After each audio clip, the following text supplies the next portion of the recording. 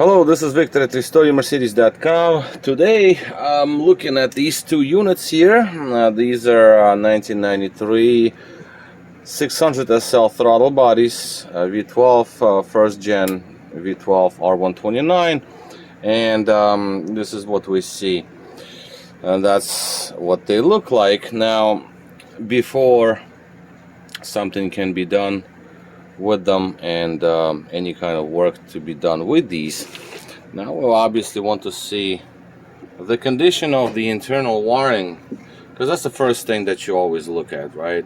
That's just because sometimes you get lucky that you do get the actuator that was replaced at some point of time.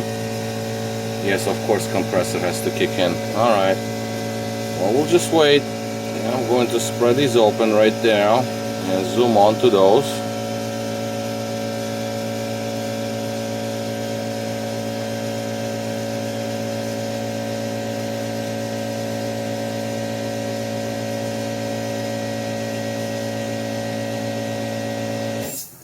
So these are what the wires look like inside the loom. It's covered, it's a very heavy loom, heavy duty, and obviously once I start touching the insulation, it just crumbles in my hands.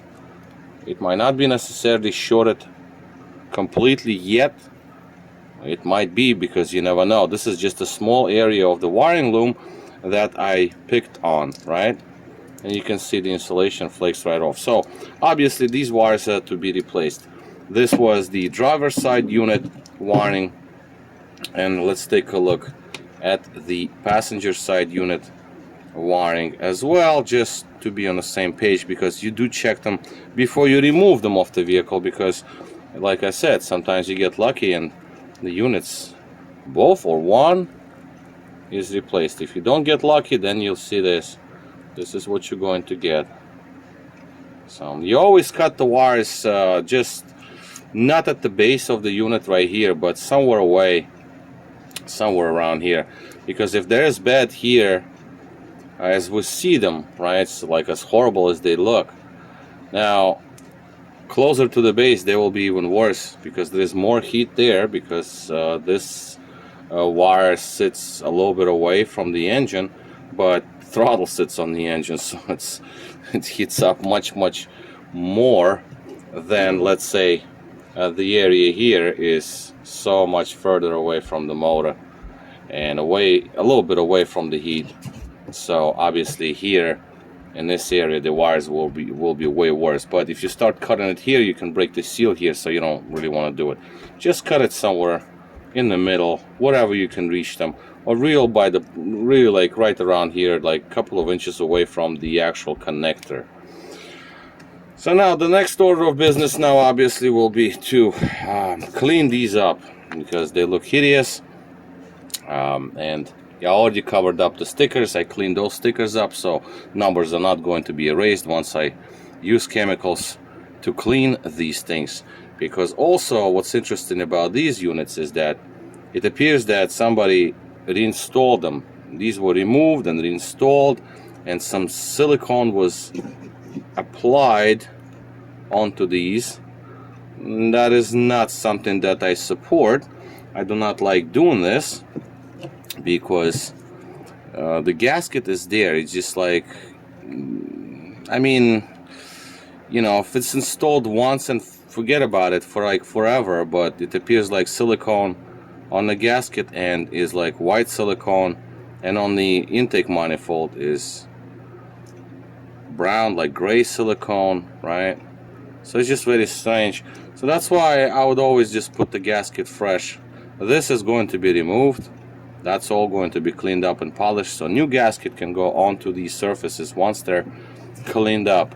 But obviously first is overall cleanup, because you can't start doing anything with these in this condition, right, in this state. Case cleanup, surfaces cleanup, gasket to be removed before the cleaning, because I don't want to clean the gasket then clean the area after the gasket. So obviously gasket comes off first, both of them, and then the whole case is to be cleaned up and proceed with disassembly and you know, working on repairing these units. So this was basically just the first part, just initial look, and this is what I always want anyone who checks out their throttle bodies to do, is that make an incision, take a look what the wires look like inside, so you know exactly what you're dealing with, what unit is built when. There are no date codes on these on the outside, so you can't know when it was produced. The only way to know if the unit is in good condition, well, not the unit itself, but at least the wires are in good condition or not, is just to make an incision.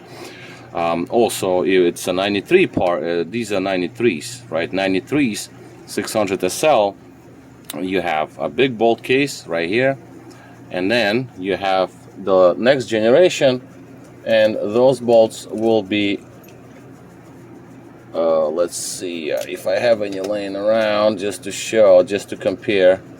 Okay, something like this. All right, fine. So this is painted, but it doesn't matter. So basically, there are two different styles of the units. You got this bolt. This is a small bolt case. That's a big bolt case.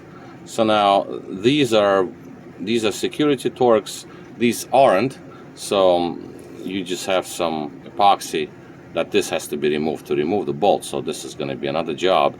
But small bolt case or large bolt case, a big one, right? This is the big one. That's the difference. So now if you have two units, one has the big bolt case and the other one has small bolt case. If the car is a 93, for example, then most likely the small bolt case, either it's a used unit from the 94, 95 model, or it's an updated unit that has good cable. So I mean, there are variations, and you know, there is the different options and there are different possibilities, but long story short, you can never go wrong by making a couple of incisions onto your looms and take a look what the wires look like. This is basically the purpose of this video, just to show what these wires look like inside these particular units, and for future references, if somebody wants to check those out, then that's what you do. Just make a cut and take a look.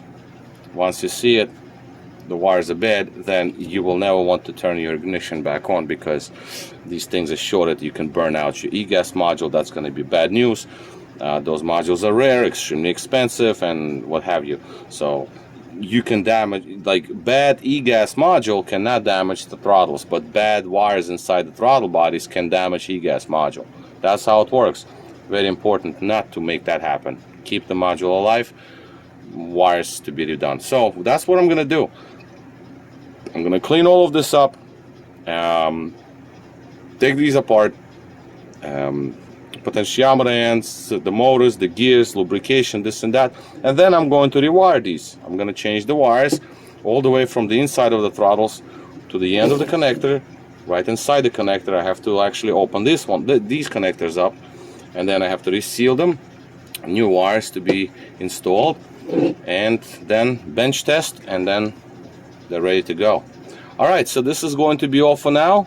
This is Victor at RestoreYourMercedes.com. Thank you for watching.